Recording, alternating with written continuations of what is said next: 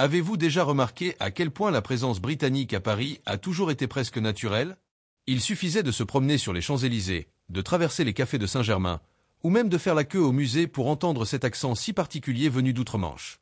Ils étaient partout, dépensant, expérimentant, photographiant, et contribuant ainsi à maintenir en vie une part importante de l'économie parisienne. Et si je vous disais que cette présence a soudainement commencé à disparaître? Que les boutiques, restaurants et hôtels autrefois bondés de touristes britanniques sont désormais étrangement vides. Et que ce changement, passé sous silence pour beaucoup, laisse déjà de profondes cicatrices sur le tourisme et le commerce local? Aujourd'hui, nous allons comprendre pourquoi les Britanniques étaient si importants pour Paris, ce qui a changé leur décision de ne plus venir, et comment cela crée un effet domino qui pourrait affecter bien plus que le seul secteur touristique. Et au final, vous réaliserez que cette histoire ne concerne pas seulement des visiteurs qui ont cessé de venir, mais le risque qu'une ville entière sous-estime l'impact de cette situation. Alors, restez jusqu'à la fin, car ce que nous allons vous montrer ici va changer votre façon de voir Paris et votre façon de comprendre le tourisme en France. Imaginez Paris comme une scène grandiose, toujours illuminée, où des touristes du monde entier vont et viennent chaque jour, apportant vie, mouvement et richesse. Or, parmi tous ces visiteurs, un groupe occupait toujours les premiers rangs, les Britanniques. Ils ne venaient pas seulement de temps en temps, ils venaient tout le temps. Un week-end prolongé? Paris. Des achats de Noël? Paris. Un anniversaire de mariage? Paris. Le touriste britannique n'est pas du genre à passer une journée à arpenter les sites touristiques avant de repartir. Il reste. Il passe la nuit sur place. Il mange souvent au restaurant. Il achète des cadeaux, des vêtements, des parfums, du vin. Et surtout, il revient. Ce sont des clients fidèles, ceux qui connaissent Paris presque comme un Parisien, mais qui sont néanmoins enchantés par chaque recoin. Pour les hôtels, les restaurants et les commerces, accueillir des clients britanniques équivalait à un revenu régulier à la fin du mois. Ils garantissaient une clientèle régulière, même en dehors de la haute saison, lorsque la ville est généralement plus calme. Et, contrairement à certains touristes qui cherchent à dépenser le moins possible, les Britanniques étaient connus pour s'amuser sans se soucier du moindre euro. Après tout, ils arrivaient avec la livre sterling en poche, plus forte que l'euro pendant de nombreuses années. De plus, la relation entre Paris et Londres a toujours été privilégiée. 2h15 de train suffisent pour troquer Big Ben contre la Tour Eiffel. Cette proximité géographique a créé un flux constant de touristes, un flux apparemment inébranlable. Jusqu'à ce que, soudain, il commence à faiblir. Et c'est là que les choses deviennent sérieuses, car perdre ce public ne signifie pas seulement perdre des touristes. C'est perdre un pilier solide, prévisible et précieux de l'économie touristique parisienne. C'est comme si un restaurant perdait ses clients les plus fidèles, ceux qui, en plus d'acheter, le recommandent et reviennent. Pendant de nombreuses années, voyager de Londres à Paris était presque aussi simple que de prendre le train pour une autre ville du même pays. L'Eurostar effectuait le trajet en un peu plus de 2 heures. Il n'y avait pas de contrôle strict, la bureaucratie était minimale, et pour de nombreux Britanniques, passer un week-end à Paris était aussi naturel qu'aller à Brighton ou à Édimbourg. Mais le Brexit est arrivé. Et avec lui, un mur invisible s'est formé entre le Royaume-Uni et l'Union européenne. Auparavant, un passeport, voire une carte d'identité, suffisait pour franchir la frontière. Aujourd'hui, file d'attente, contrôle, nouvelles exigences, formulaires et bientôt même un système d'autorisation de voyage électronique, ETIA, seront nécessaires, ce qui coûtera cher et nécessitera une planification préalable. Pour un touriste occasionnel, cela peut paraître insignifiant. Mais pour le Britannique qui vient à Paris 4 ou 5 fois par an, chaque obstacle s'accumule et devient pesant. Un voyage autrefois spontané exige désormais plus de bureaucratie. Et à vrai dire, personne n'aime troquer la commodité contre de la paperasse. De plus, la livre sterling s'est affaiblie face à l'euro ces dernières années. Cela signifie que, pour le Britannique moyen, Paris est devenu plus cher.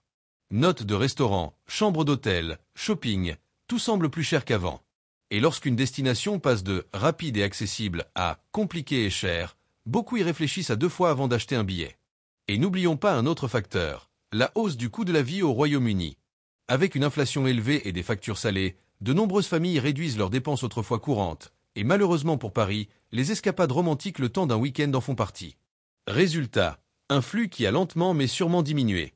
Les trains sont moins bondés de Britanniques, les réservations d'hôtels ont moins l'accent londonien, et même les vendeurs des zones touristiques le remarquent. Ce client fidèle qui venait plusieurs fois par an disparaît. Lorsqu'un groupe aussi important de touristes cesse de venir, l'impact devient rapidement visible. Et à Paris, c'est palpable. Il suffit de parler à n'importe quel propriétaire de café à Montmartre, à un commerçant du Marais ou à un guide touristique ayant travaillé à la Tour Eiffel, tout le monde remarque la différence. Les Britanniques avaient un profil de consommateur très spécifique. Ils ne venaient pas seulement prendre des photos et repartir. Ils séjournaient dans des hôtels ou des appartements de vacances, dépensaient beaucoup au restaurant, adoraient faire du shopping et revenaient souvent chez eux avec des valises pleines de vêtements, de vin, de fromage et de souvenirs. Cela générait un flux constant de touristes, même hors saison. Sans eux, de nombreux établissements ont vu leurs revenus chuter dès les premiers mois. Certains commerces, qui dépendaient fortement de cette clientèle, ont commencé à licencier du personnel. Les petits cafés, qui dépendaient fortement d'un flux constant d'étrangers, ont commencé à fermer plus tôt, voire même en semaine. Et le plus curieux, c'est que nous ne parlons pas seulement du centre touristique.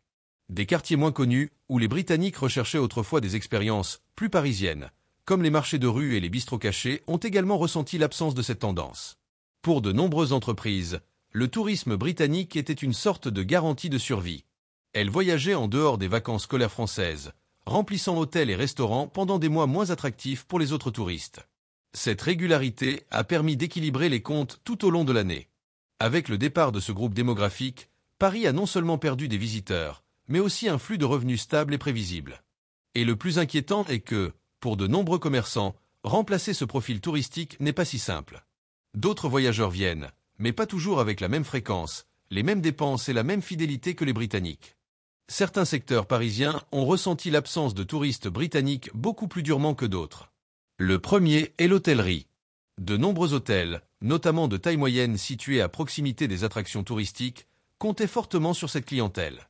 Ils avaient tendance à réserver des séjours plus longs et revenaient souvent plusieurs fois par an.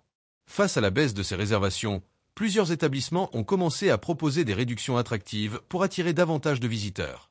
Le secteur de la restauration a également été durement touché.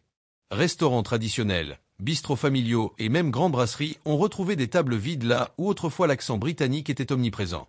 Et ce n'était pas seulement une question de volume. Les Britanniques dépensaient des sommes considérables en nourriture et en vin, et beaucoup mettaient un point d'honneur à goûter des plats traditionnels à chaque visite. Le secteur du luxe est un autre grand perdant. Les magasins de mode, les bijouteries, les maisons de parfumerie et les boutiques qui accueillaient traditionnellement les acheteurs britanniques ont vu leur vente chuter. Les Britanniques profitaient autrefois de leur voyage pour acheter des articles de grande valeur, surtout lorsque le taux de change était favorable. Même le secteur culturel a souffert. Les musées, les théâtres et les attractions payantes ont vu leur vente de billets baisser, car les Britanniques étaient des visiteurs fidèles de ces lieux, souvent des visiteurs réguliers. Et il y a un impact encore moins évident, les compagnies de transport. Les trains comme Eurostar et les compagnies aériennes reliant Londres à Paris ont vu leur demande diminuer, affectant non seulement le tourisme, mais aussi toute la chaîne économique qui dépend de ce flux constant de voyageurs. Ce qui est frappant, c'est que cette perte ne se limite pas au tourisme lui-même, mais crée un effet domino qui affecte tout le monde, des grandes chaînes aux petits entrepreneurs qui dépendaient, directement ou indirectement, de l'argent britannique circulant dans la ville. Jusqu'à présent, la réponse de Paris à ce déclin du tourisme britannique a été plus timide que prévu.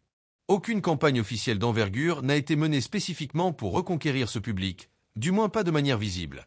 On observe plutôt des initiatives isolées d'hôtels, de restaurants et même de musées qui tentent de créer des offres et des promotions destinées aux touristes en général, sans cibler directement les Britanniques. Certains détaillants ont adopté des stratégies créatives. Certains bistrots ont commencé à proposer des menus traduits non seulement en anglais, mais aussi avec des touches rappelant la cuisine britannique, cherchant ainsi à créer un lien. Les boutiques de luxe ont renforcé leur présence en ligne et proposé des options d'achat à distance avec livraison internationale pour fidéliser leur clientèle, même à distance. En réalité, Paris semble toujours compter sur l'afflux constant de touristes venus d'autres régions du monde pour compenser ces pertes, au lieu de s'efforcer stratégiquement de reconquérir ce marché spécifique. Et c'est peut-être une erreur, car les Britanniques n'étaient pas de simples visiteurs occasionnels. Ils étaient des clients réguliers, prévisibles et de grande valeur, un phénomène rare dans le tourisme. Parallèlement, certaines associations professionnelles mettent déjà en garde contre le risque de sous-estimer le problème. L'absence de cette population crée un vide susceptible de modifier progressivement et structurellement l'économie locale, notamment dans les régions plus dépendantes du tourisme européen de proximité. Si Paris n'agit pas rapidement, la prochaine étape pourrait ne pas être seulement de gérer la perte des Britanniques, mais aussi le déclin d'autres groupes qui sont toujours venus régulièrement. Aujourd'hui, les Britanniques qui arpentaient autrefois les rues de Paris ont choisi de nouvelles destinations, souvent très proches de chez eux. Des villes comme Amsterdam, Bruxelles et Barcelone accueillent de plus en plus de visiteurs britanniques.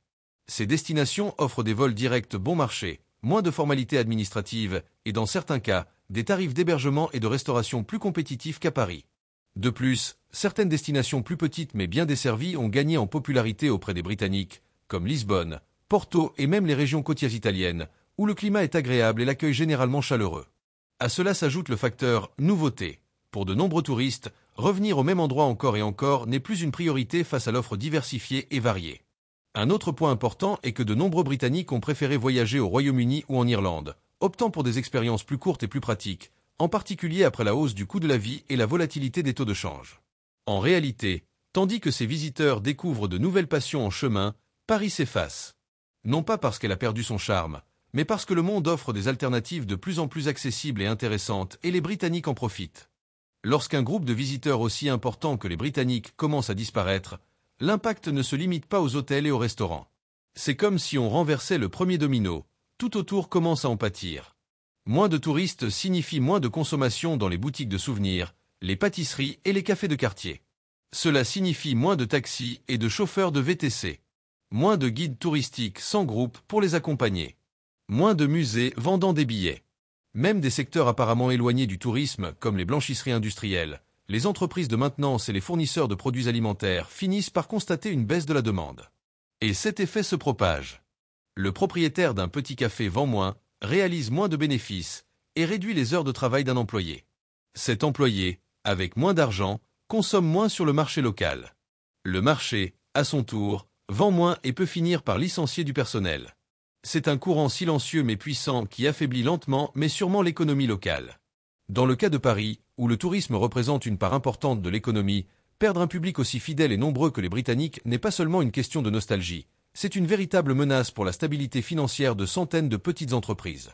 Ignorer ou minimiser l'exode britannique, c'est comme voir une fuite au plafond et penser qu'elle n'a pas besoin d'être réparée parce qu'elle n'a pas encore atteint le sol. À première vue, l'impact peut sembler gérable. Une légère baisse de fréquentation dans les hôtels, quelques tables vides dans les restaurants, quelques boutiques qui vendent moins. Mais avec le temps, ces pertes s'accumulent et commencent à éroder les fondations même du tourisme de la ville. Le véritable risque réside dans le retard à réagir. Si Paris tarde trop à comprendre qu'il ne s'agit pas d'un simple ajustement temporaire, d'autres villes et pays auront déjà consolidé cette nouvelle clientèle. Et reconquérir un touriste perdu est bien plus difficile qu'en attirer un nouveau, surtout lorsqu'il a acquis de nouvelles habitudes et de nouveaux souvenirs dans une autre destination. De plus, sous-estimer le problème peut conduire à de mauvaises décisions. Au lieu d'investir dans des stratégies visant à reconquérir les Britanniques ou à compenser les pertes sur d'autres marchés, la ville risque de se contenter d'actions superficielles, sans réel impact. L'histoire du tourisme a montré que les variations des flux de visiteurs peuvent modifier durablement le paysage économique d'une région.